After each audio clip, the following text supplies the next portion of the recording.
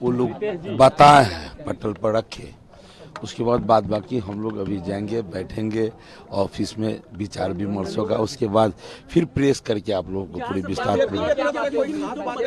BJP के तरफ से कोई खास बात नहीं, लेकिन ये विषय तो रखा गया कि भाई कुछ समाज, हम समरसता की बात करते हैं, लेकिन कुछ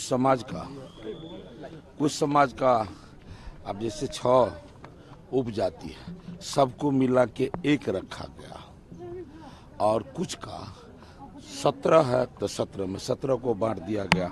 ऐसे में उस समाज का विकास कैसे संभव हो पाएगा? और जिस समरसता के लिए की बात करता हूँ, उसके लिए भी एक मजबूत पहल किया जाए। इस पर चर्चा हुई है, हम लोग अभी जाएंगे, बैठेंगे। भी कुछ बातें हुई है, विषय तो रखा ही गया ना, लेकिन अभी हम लोग पहले आपस में बात करने के उपरांत ही इस विषय को विस्तार पूर्वक आप लोगों को। देखिए, रिपोर्ट तो कल ही जारी हो गई थी। माननीय मुख्यमंत्री ने चूंकि सर्वसम्मत राय से ये काम हुआ था, इसलिए सारे ने पार्टी के लीडरों को उन्हें बुला करके अभी कहा कि आगामी दिनों में और कुछ काम करना है, इसका जो आर्थिक विश्लेषण करना है, शैक्षणिक स्तर क्या है डिफरेंट जातियों का, उन्होंने पदाधिकारियों को निर्देश दिया है। और इसके लिए क्या लोक कल्याणकारी पॉलिसी वो बनाएंगे, इसके लिए आगामी सदन में बात करने का उसने वादा किया है। लेकिन एमआईएम ने मशवरे के तौर पर यह कह दिया है कि चूंकि पिछड़ों की आबादी बढ़ी है, 63% हो गई है, चूंकि एससी की आबादी बढ़ी है, लगभग 20% की हो गई है, तो रिजर्वेशन का आकार भी बढ़ना चाहिए और इस कमजोर तबके का हिस्सा तय होना चाहिए। जिसकी जितनी आबादी उसकी उतनी हिस्सेदारी होनी चाहिए।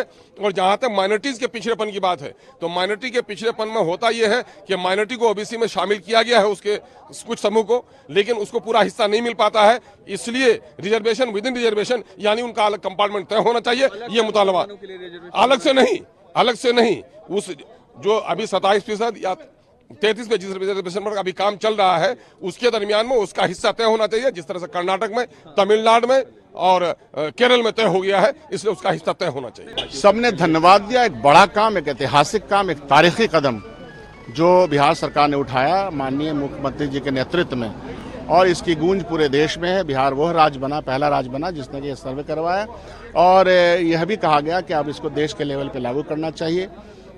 तो सबने धन्यवाद दिया है, और थोड़ी बहुत जो भी बातें हुई हैं उसको नेक्स्ट सेशन तक, आर्थिक सर्वेक्षण भी नेक्स्ट सेशन तक लाया जाएगा।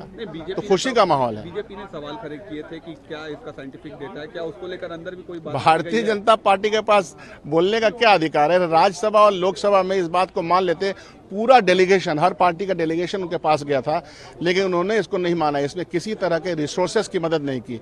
बिहार गरीब राज्य होने के बावजूद अपने रिसोर्सेस लगा करके इतना ऐतिहासिक काम किया, ये तो भारतीय जनता सोचना चाहिए। ऑल पार्टी मीटिंग में बहुत सकारात्मक बातचीत हुई।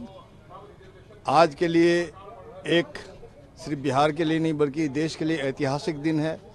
1931 की कास्ट गणना को लेकर के हम लोग के पास जो आंकड़ा था, 1931 की गणना थी, अब तक सेंसस में भी ये गणना नहीं हुई। सर्वसम्मत प्रस्ताव पार किया गया था बिहार विधानसभा में, और 9 दलों का एक सदस्य मंडल जो गए थे माननीय प्रधानमंत्री से मिलने के लिए कि सेंसस में ही कास्ट की गणना हो। लेकिन चलिए, उन्होंने माना नहीं। लेकिन बिहार ने जो पहल किया है और जो कामयाबी आज हासिल हुई है, ये ऐतिहासिक उपलब्धि है। और बात हुई है, माननीय मुख्यमंत्री ने कहा कि जो भी कमी रह गई या विसंगतियां हैं, आने वाला दिन में इसे दूर किया जाएगा। साथ साथ जातीय गणना के आधार पर जो सामाजिक उत्पीड़न, सामाजिक उपेक्षा, आर्थिक विषमता है, उन विषमताओं को दूर करने के लिए योजनाएं बनेगी और योजनाओं को तैयार किया जाएगा। आरक्षण को उसको लिमिट को भी बढ़ाने की बात, आरक्षण को लिमिट को बढ़ाने की भी बात हुई, और बिहार विधानसभा में भी बातें होंगी।